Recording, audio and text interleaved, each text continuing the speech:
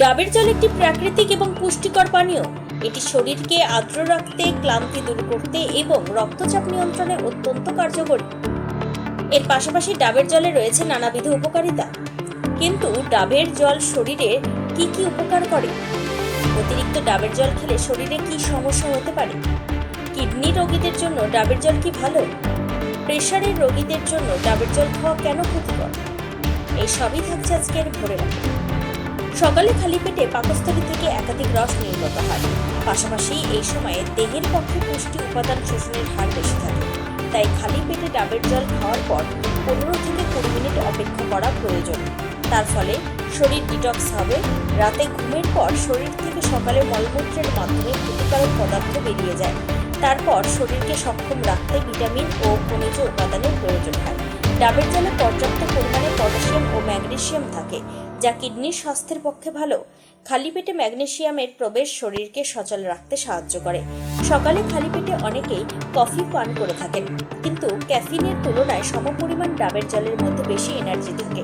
ডাবের জলের মধ্যে প্রাকৃতিক শর্করা থাকে, যার থেকে পাওয়া শক্তি দীর্ঘস্থায়ী হয়। ডাবের জলে উপস্থিত সাইটোকাইনিন নামক প্রাকৃতিক হরমোন কোষের স্বাস্থ্য বজায় রাখে। এই হরমোন বার্ধক্যের হার কমাতে সাহায্য করে। ডাবের জল পান করলে শরীরে কোলাজেন তৈরির ভারসাম্য বজায় থাকে, ফলে ত্বক আরও আর্দ্র ও উজ্জ্বল দেখায়। খালি পেটে ডাবের জল পান করলে তা প্রাকৃতিক উপায়ে দেহের ওজন কমাতে সাহায্য করে। ডাবের জল পান করলে ট্রাইগ্লিসারাইড ভেঙে শক্তি উৎপন্ন হয়, ফলে তা আর ফ্যাটের আকারে জমা হতে পারে না। ডাবের জলে উপস্থিত প্রাকৃতিক ইলেকট্রোলাইট পেট অনেকক্ষণ ভর্তি রাখে, ফলে খিদে পায় না, ওজনও নিয়ন্ত্রণে থাকে। চুলের সমস্যা, ত্বকের সঙ্গে চুলের সমস্যা ও চুলকে ভালো রাখতেও ডাবের জল উপকারী। ডাবের জল স্ক্যাল্পে রক্ত সঞ্চালন বাড়ায়, তার ফলে চুল কম পড়ে। এছাড়াও ডাবের জল প্রাকৃতিক কন্ডিশনারের কাজ করে, চুলকে রুক্ষ হয়ে যাবার হাত থেকে বাঁচায়, চুলকে চকচকে ও নরম রাখতে সাহায্য করে, খুশকির সমস্যা নিয়ন্ত্রণ করে। আমরা হয়তো অনেকে জানি না, গ্লোয়িং স্কিনের একটি রহস্য হলো ডাবের জল।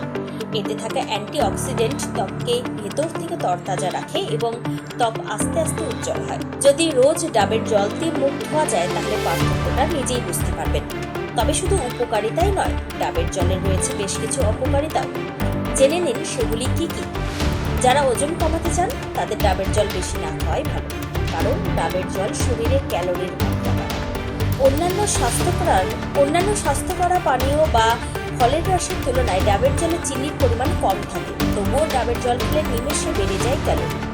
মানুষের শরীরে সবচেয়ে বেশি প্রয়োজন রোগ প্রতিরোধ ক্ষমতা বাড়ানো। আইবোফ্লাভিন, নিয়াসিন, থিয়ামিন ও পাইরিডক্সিনের মতো উপকারী উপাদান ভরপুর ডাবের পানি প্রতিদিন পান করলে শরীরের ভেতরের শক্তি এতটা বৃদ্ধি পায় যে জীবাণুরা কোনোভাবেই ক্ষতি করার সুযোগ পায় না।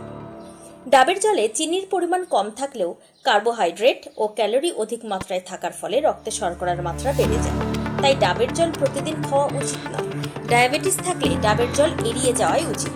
ডাবের জলে খনিজ লবণ, ক্যালসিয়াম, ম্যাগনেসিয়াম ও ফসফরাসের উপস্থিতিও উচ্চ মাত্রায়। এসব খনিজ লবণ দাঁতের ঔজ্জ্বল্য বাড়ায়, দাঁতের মাড়িকে করে মজবুত। অনেকে দাঁতের মাড়ি দিয়ে রক্ত পড়ে, মাড়ি কালচে লাল হয়ে যায়। এই অবস্থা থেকে পরিত্রাণ দেবে খনিজ লবণ। রক্তচাপ বাড়িয়ে দেয় ডাবের জল। শুনতে অদ্ভুত লাগলেও ডাবের জলে প্রচুর পরিমাণে থাকা সোডিয়াম রক্তচাপ বাড়িয়ে দেয়। তাই যাদের রক্তচাপ স্বাভাবিকভাবে বেশি, তাদের ডাবের জল প্রতিদিন খাওয়া উচিত নয়। ডাব নিয়মিত খেলে কিডনি রোগ হয় না। আবার কিডনি রোগ হলে ডাবের জল পান করা সম্পূর্ণ নিষেধ, কারণ কিডনি অকার্যকর হলে শরীরের অতিরিক্ত পটাশিয়াম দেহ থেকে বের হয়।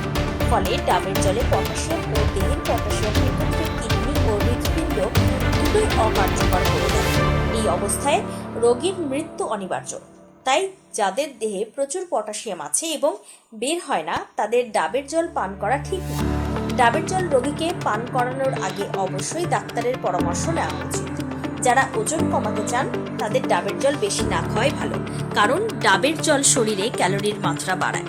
অন্যান্য স্বাস্থ্যকর পানীয় বা ফলের রসের তুলনায় ডাবের জলে চিনির পরিমাণ কম থাকে, তবুও ডাবের জল খেলে নিমেষে বেড়ে যায় ক্যালোরি। রোজ ভোর 5:30টায় এমন নিত্য নতুন ভিডিও পেতে ও তথ্য জানতে আমাদের টাইমস 14 বাংলার ফেসবুক পেজকে লাইক ও ফলো করে রাখুন। সেই সঙ্গে আমাদের ইউটিউব চ্যানেলকে সাবস্ক্রাইব করতে ভুলবেন না।